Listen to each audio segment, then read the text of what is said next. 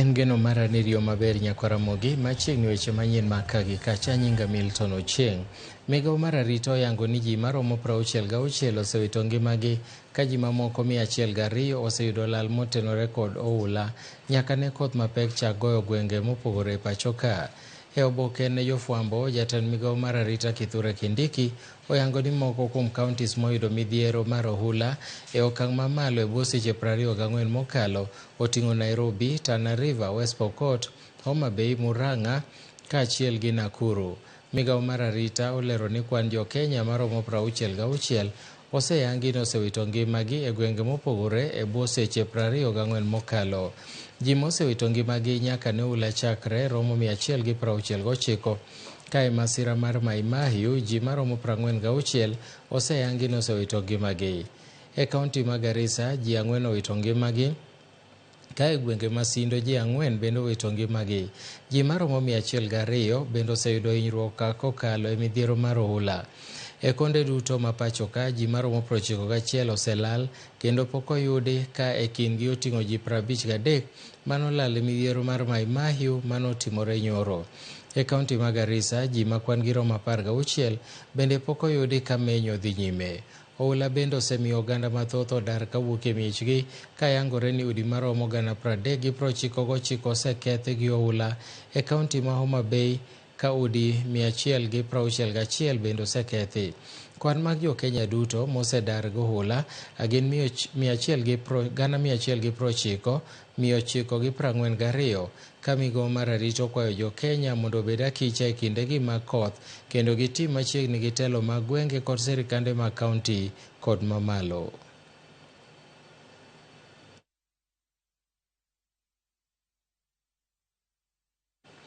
Kaluwore kod koth madhi nyime chwe pacho ka kod oula mapek, oyangore ni kodhno ero oseng'iko yore mag thieth e osiptande mathoth e kauntis buora kaka kauntis ma Tana River, kama kuonde thieth kaka Asa, Chwele, Kau, Mbalambala kaachiel gi Mororo gi Waldena osekethore kotudi gohula.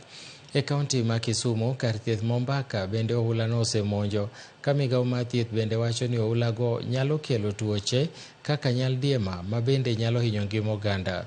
Migao mar thieth bende wacho ni tuoche makoch mabiro kod pige mochido nyalo muoche kauntis kaka Garissa, Wajir, Mandera, Marsabit, Turkana, Busia kod Kajiado.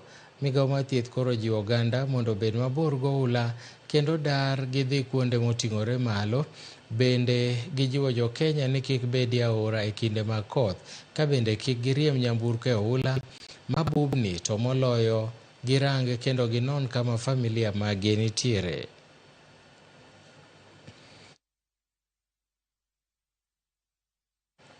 Ogai mar Azimio la Umoja One Kenya Alliance Raila Odinga ochiwo ote ni nyaka piny Kenya ikre malong'o ne rakruok kod midhiero mar ohula, komedo ni nyaka wasom kowuok e masiche mokalo.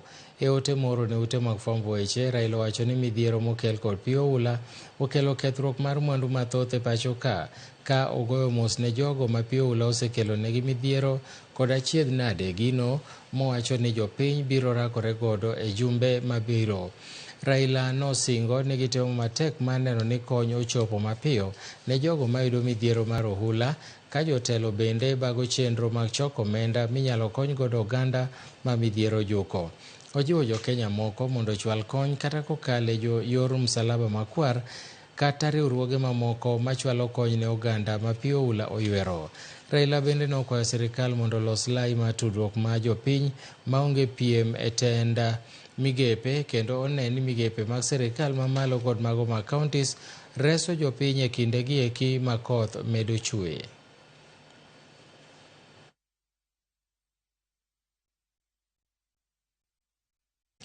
Manen jatend piny Kenya Uhuru Kenyatta otimo mos ne oganda moseyudo midhiero mokel kod pi ohula e gwenge mopogore opogore pacho ka, kowacho ni koth mapek osekelo lal maduong' koting'o nyaka tho mar oganda e gwenge kaka Nakuru, Nairobi, Homa Bay, Kisumu, Garissa, Mombasa, Masawa kod moko kuom gwenge mag hoho mar okak.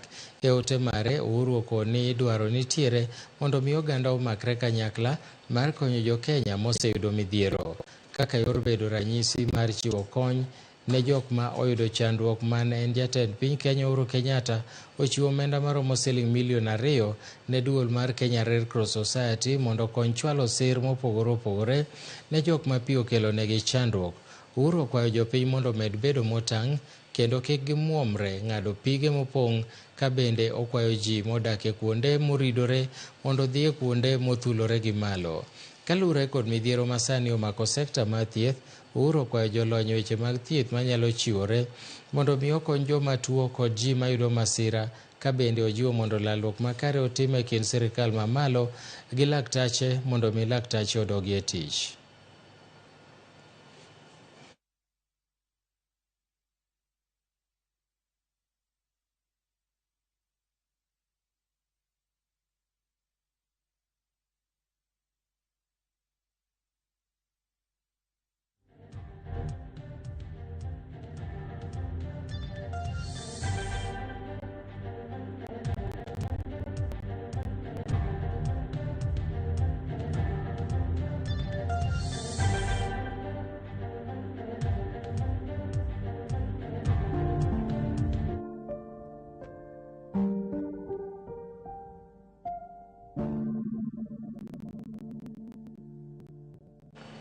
Jopuonj mag sikunde mag secondary madundo kata Junior Secondary School e kaunti ma Migori orwako ng'eto mar doho e wi ndiko jopuonj e yorno mongirore. Kano otelnegi kod jagoro mar riwruog sikunde secondary Kuppet bade ma Migori Orwa Jasolo giyango ni osara michulogi e dwe ka dwe ok rom timo dwachgi mapile ka pile. Gimiyo sirikal mamalo kokalo e duol mar TSC thuolo mar juma achiel mar timo dwachgi, ma ka ok kamano to ok gibi dok e tich nyaka sirikal chop ng'eto mar doho e wi ndiko jopuonjgo e yo mongirore. In support of the Labor Relations Court that declared internship in the teaching service illegal, we are saying that we are not interns. That is not the term for us. Yes. An intern is that person who is working under someone before they are licensed to work. An intern is a person, a student that is still learning and who has not been licensed to work. Yes. We are not students. We are teachers who are graduated and who are registered by the Teacher Service Commission and licensed to practice. So we cannot be interns by any definition. We agree totally with the ruling of the Industrial Court. We must have an employer that recognizes and obeys law. Section 5, Part 3 of Kenyan Employment Act clearly states that an employer must never discriminate employees or even prospective employees on the basis of the terms of employment. As we speak, teachers on the junior secondary school that have been employed as interns, Teacher Service Commission is disguising them as interns. They are qualified teachers, fully trained and registered by the same Teacher Service Commission. Jopuonj mag sikunde secondary madundo JSS e kaunti ma Nandi nobago ng'anyo e boma ma Kapsabet ka gidwaro ni duol mochung' ne ndiko jopuonj e tich TSC mondo ondik jopuonj manyaka ne ni gipuonjo somo mar CBC ma bende ondiki e yo mongirore. Kotelnegi kod jagoro mar riwruog sikunde secondary Kuppet bade ma Nandi Paul Korir giwacho ni sirikal oketo jopuonj tiyo tok chik. Jopuonj go bogo mare mdok e skul kiyawo sikunde e tam mar 2 juma manyien.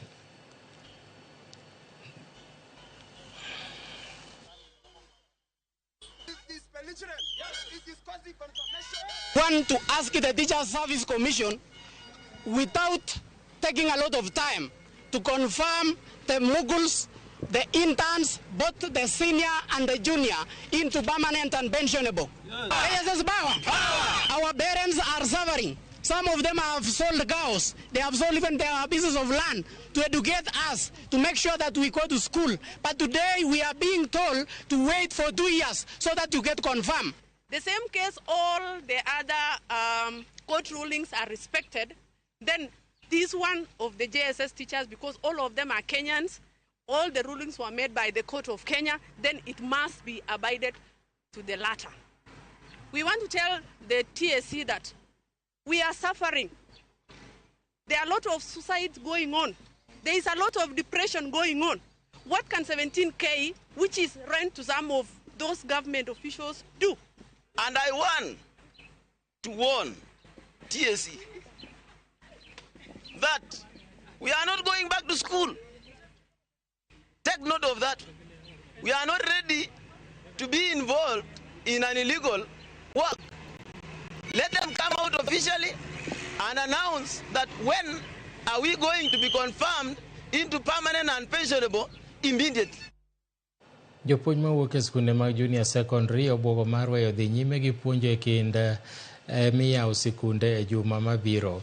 Jopuonj go malo 600 e kaunti ma Kericho bende nobago ng'anyo ka gilando ndalo 7 ma ka sirikal ok owinjo ywakgi to gibiro weye gi tich. Jatend riwruok mar Kuppet e kaunti ma Kericho Mary Rotich okwayo duol mandiko jopuonj e tich TSC mondo luw chike mag bero ngima jotich e pachoka kaluwore gi ng'eto manogol kod doho. E wi mano, Rotich owacho ni jopuonj mathoth yudo chandruok mang'eny kaka chudo magiyudo ma siling 17 dwe ka dwe en omenda magiwacho ni ok oromo chopo dwaro margi. We are serious as Kenyan teachers, and we have suffered many years here in Kenya. The word intern is illegal. It is not in the Teacher Service Commission. It is not in the Kenya 2010 Constitution. Therefore, we are saying it is illegal. And in this regard, we want to tell the Teacher Service Commission to compensate all the interns and to confirm them wherever they are. I'm still talking to you, my sister.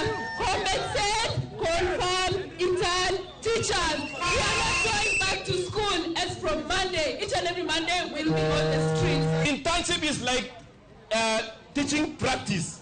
Tulifanya hiyo na lecturers wetu wazuri wakatupitisha. We passed very well. And teachers, students, we are professional teachers with DSC numbers. We want also to inform the government that we are the custodian of the CBC. And we are ready to scuttle the CBC.